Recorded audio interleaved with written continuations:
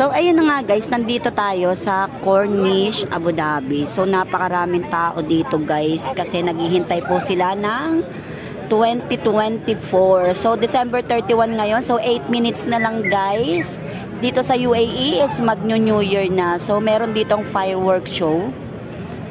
Ayan, dito sila magse-celebrate ng kanilang New Year kasi actually, ang mga tao po dito ay hindi talaga sila nagse-celebrate. So, pero may mga tao din dito na nagse-celebrate kaya nandito po sila halos sa Corniche, Abu Dhabi. So, dito na sila mag 2024 kaya mamaya siguradong maingay kasi magsisigawan niyang mamaya dahil New Year na po.